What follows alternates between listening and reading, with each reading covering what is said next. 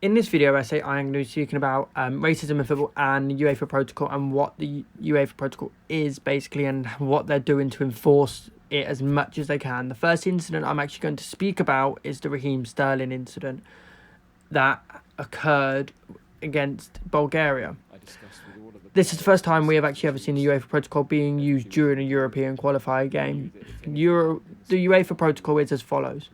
If the referee becomes aware of racist behaviour or is informed of it by the fourth official or team captains, he will stop the game. He will then request an announcement to be made over the public address system, which he would obviously have to put through a UEFA official before they can do it. Secondly, if the racist behaviour does continue, basically the referee will then again stop it, and then he can suspend the match for a reasonable time, such as 5 to 10 minutes. This happens also in the Premier League games. Tottenham v Spurs is one of the big games that's happening recently. And the referee obviously went over to UEFA official and dealt with it as he thought was necessary.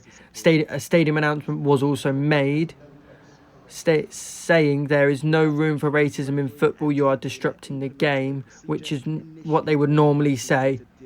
The two managers were also informed of this. This happened just after Son was sent off for Spurs for a tackle on Rudiger. The next step basically would be to abandon the match. They are able to abandon the match if both teams agree to it. If both teams agree to abandon a match, then obviously the game will be played. The game, depending on how far in and how many goals have been scored, will be either replayed or it will just be given as a draw. Another incident that happened is Ashley Cole was also speaking on the Sky Sports panel, and he had the similar sort of incident to himself being a football player, and he said it is now getting bad and just getting a lot worse that people need to stop. Like, this shouldn't be affecting football in this day and age. He wasn't happy with all this, and he even said on the panel, like, look, it needs to stop. And the conversation and the debate between all of them went on for about 20 minutes.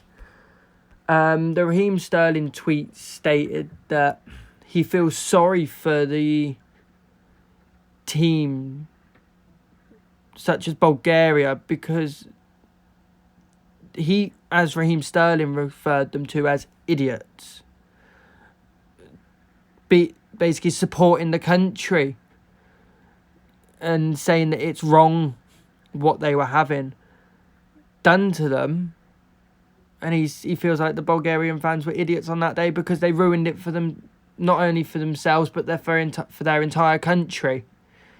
As you can see in the clip just shown, Fred also got some abuse. He was walking over to take a corner and he had a lighter, I believe, which it was, threw at him. Another big event that happened was on the 2nd of January 2020. Against Chelsea v Brighton, 3 fans were arrested. One of them was ejected for suspected racial abuse, and the others were Chelsea fans that were thrown out for homophobic abuse. The video